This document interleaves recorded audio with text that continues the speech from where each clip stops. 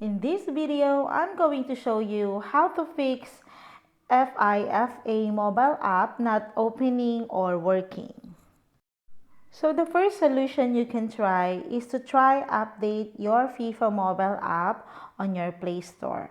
So just type in FIFA Mobile, and if you see the play button here, it means that your app is updated. If not, you can go ahead and update your FIFA mobile app. Okay, so the next thing you can try is go to your settings and then go to app and notification.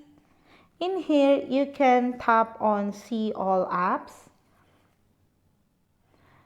and then find your FIFA mobile app. Just click that one and then tap on storage and cache. So in here, just go ahead and clear your cache and your storage or your data.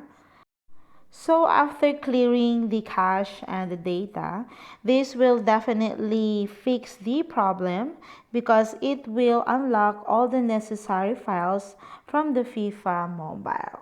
And that's it, guys. I hope you find this video helpful, and if you do, please don't forget to like and subscribe to my YouTube channel.